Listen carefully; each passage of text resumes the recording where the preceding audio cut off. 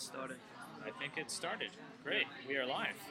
My name is David, and I'm here with Brian, and I'm going to explain in 5 minutes what I'm doing as regards my research, and then Brian will follow up with questions and answers, and I will answer.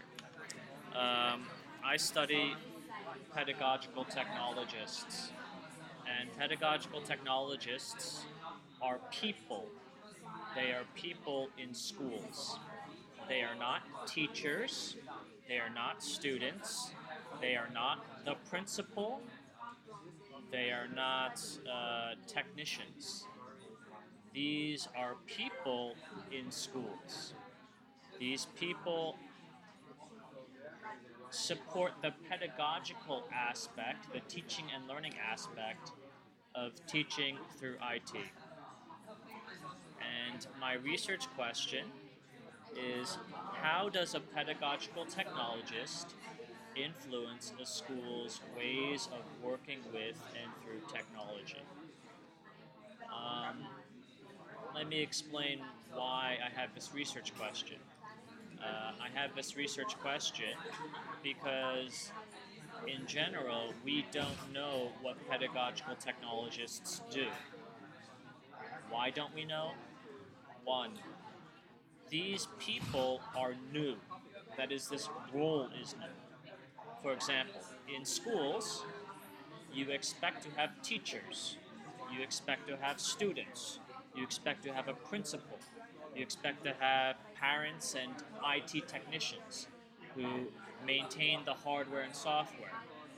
But in schools, there are these new people who support the pedagogical aspect of teaching through IT.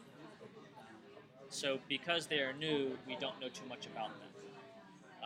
In the second place, these people, these pedagogical technologists, are not found in every school.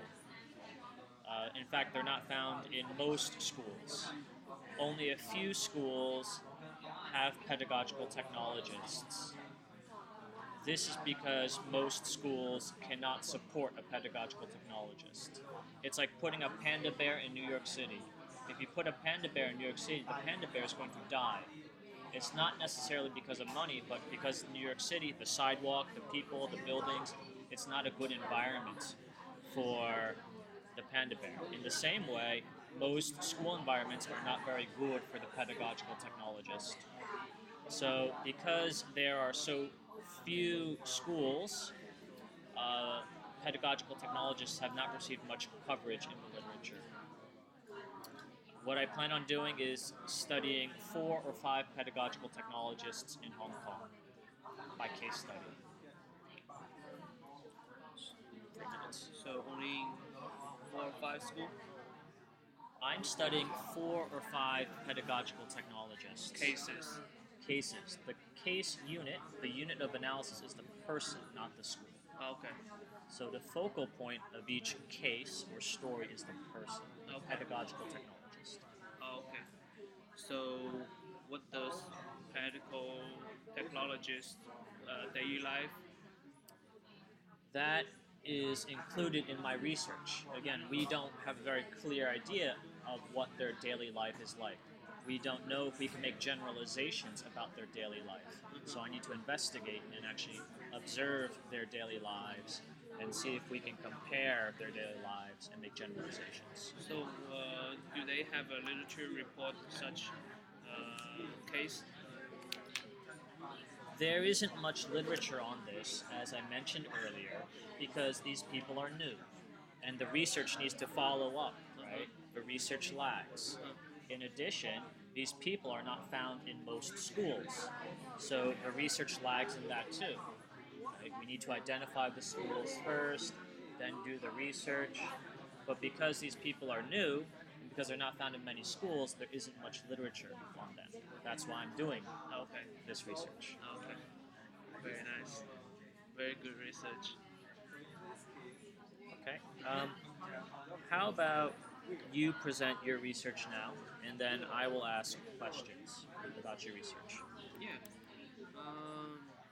My research topic is about physical activity and health, And so specifically, we are doing a project about the environment, built environment, and its relationship with the physical activity and the diet behavior among adolescents in Hong Kong.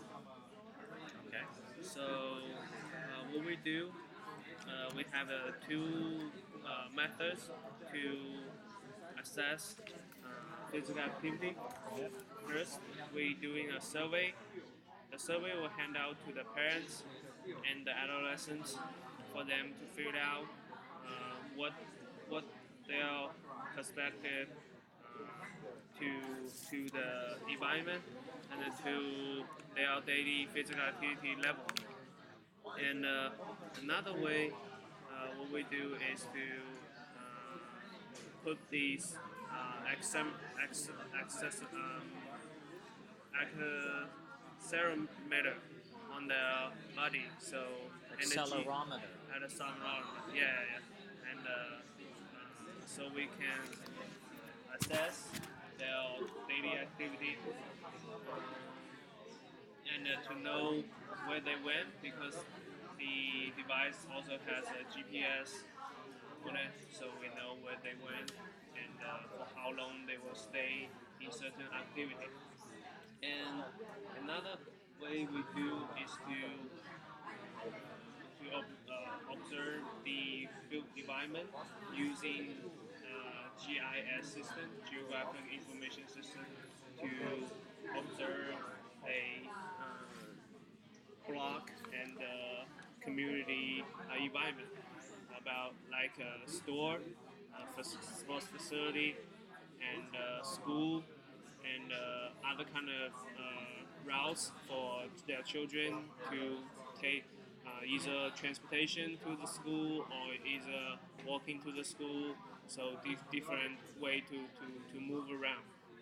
So that's basically two main concept we use to access the whole physical activity and the built environment.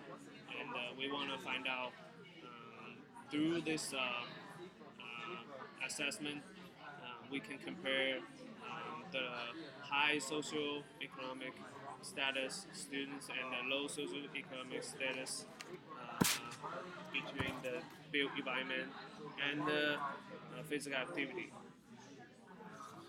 Okay, several things. One is you're trying to determine, trying to see if there's some correlation between social status, the social status of a built environment, No. or the social status of the people in the built environment. Right. Because we know we are trying to find out the relationship between the built environment and its effect on the physical activity and the dietary behavior. So Okay. on that way, we that's the horizontal way. But in different in another direction, we can separate the group into high socioeconomic region and low socioeconomic region. So we would know in certain area, which is high socioeconomic region, would have what different kind of built environment and also different kind of physical activity level and the physical activity level. Because we have the hypothesis is we can find there is difference between built the socioeconomic status on physical activity and also the built environment. Okay. Let me go back to my point before later. What is a built environment? Built environment is the community environment that facilitate people to move around to first facilitate the population on more physical activity or even less physical activity. So this is a built environment. Yeah, it's a built environment. Yeah, This it's a community classroom. block, neighborhood environment. I'm not very clear about what a built environment is. It seems, based on your definition, this can be a built environment. Anything can be a built Right. environment. Anything man-made can be a built environment. Right. Okay. Because once you have a built environment, you are part of the built environment, and the building is built by person and by the people, and we wanted to help the government or other decision maker to make the policy to have a better building environment so people could take advantage of this and to do more fit exercise and it will be improve their quality of life. We're talking about built environment and not building environment. Built environment. Built environment. So everything can be a built environment, even like the parks, because Yeah, in a parks way include there's infrastructure in the parks. right. Everything. Yeah, shop. We have a shop, grocery store. We access all kinds of questions that asking adolescents and their parents, pretty much including every aspect, every build, every kind of facility in their environment. So we ask them how much they go there, how to get there, and how often they go. Okay. It seems as if you're trying to develop a proximity for the environment, though. Like for me, what is my environment? What is my built environment? Could it be everything? This world? If you are just currently living in Hong Kong, your neighborhood. What is my neighborhood? What is your neighborhood? We assess the adolescents because we are trying to assess adolescents. So adolescents' neighborhood would be smaller than us because we are adults. We travel around, and maybe you go to USA or Europe a lot. But adolescents living in Hong Kong, they usually go to school. We trying to assess because we have the device on the body. We only assess them in a certain region. So we have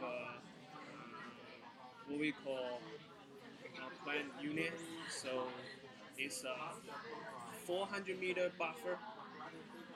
So if you living in this building, living in a household in one building, so that's the point. So 400-meter buffer is 400 meter on the street from that house to any direction for 400 meter. So in that region. Oh my goodness. So there is a very important assumption in your research that these adolescents are localized, they don't go to new places. No, they could go to new places, and but we want to try to find like for 400-meter region, we only assess the environment over them. Why? What is your assumption? Why Because 400 meters? because we are assuming as we say, the high status, high socioeconomic region and the low socioeconomic region, and we pick up the region for just for example, just for one kid, they have 400 meters, but in a block, we probably assess a lot of kids. If a lot of kids has a 400 meter, this would not just only in 400 meters, it would expand a lot. I don't understand what you're saying. Can you say that again? Okay, if we have if I assess you, so if you are here, and it's 400 meters around you, Yeah. okay, and I will assess another person. Another person might living in like medical school, okay, like me. Okay, Yes. from that point, 400 meters. Okay. And another person might live in somewhere else. But we try to assess one type of person, one type of adolescent. This type of adolescent is high socioeconomic. Another type is low socioeconomic. So when you have that, 400 meters for everybody would have a big region. Okay. Two So- questions. What if a student does nothing within this 400-meter proximal zone? For That's- example, like I'm here, but I live in Kennedy Town, 400 meters, but I actually do nothing in Kennedy Town. I just sleep there, and I wake up, and then I go to work in Chunmun, and then I go to Kowloon Tong, and then I go to Shenwan, and then I go back to Kennedy Town to maybe eat and sleep. That's all. Right. That's how we assess them. So we have the GPS for your body. So I know you've been very far over there. Okay, now what I'm starting to understand is, so each person that you select represents 400 meters around them. Right. Okay, That's the assumption. about how we assess the environment. But on physical activity, we assess on you, your individual. Wherever you go in Hong Kong, we know where you are. But okay. the environment, we have to go observe the environment. Yes. How this environment will facilitate you, so you would rather stay here instead of you go to somewhere else. Yes. You know. Okay, why 400 meters as opposed to 800 meters, 200 meters, or 10 meters? 400 meters because we had a research being conducted in such region, I think. Where? In Hong Kong? In Hong Kong, yes. But in elderly, not adolescents. In elderly. Yeah, okay. Uh-huh. All right, so there might be a precedent for 400 meters, but there is why is 400 meter? I haven't paid much attention on that. Okay. Well, I think something that you need to be very careful of is misrepresenting the areas, the proximal zones, because Hong Kong is replete with high socioeconomic status with low socioeconomic status next to each other. Like, for example, in Yau Ma Tei, like on Waterloo Road, there's 8 Waterloo Road. And that thing has some of the most expensive property prices in Kowloon. Right. But next to it, like 10 meters away, Yeah. are these public housing or these ban gan fong, kind of like partition homes. So when you say that this 400 meters represents the 8 Waterloo Road, in fact, it's not taking into account these very poor people. But 400 meters is a lot. For example, in Tien Shui Wai, you also have this idea where there's a lot of private housing, and then a lot of very expensive housing, and then a lot of public housing right next to each other within 400 meters. How to assess the socio-economic? We do not based on the environment. We based on the people's house income. So the socio-economic status is based on your family income, total income. Okay, we send out the questionnaire, you fill out how much month you earn for your family. Instead of we go to that region, we check out, okay, this building is, a high socioeconomic building. This is the low socioeconomic building. So based on that, we know how we separate, because we trying to find different schools. So different school has different community, so like that. So we send out the questionnaire, find out what's your socioeconomic status, and then we separate it and we do analysis. So you think you can generalize socioeconomic status not by an individual but by school? So rich kids go to this school, poor kids go to this school? No. But we do have some kind of idea, like the Discover Bay, who are going to go that school. They might have a high socioeconomic, as we hypothesize.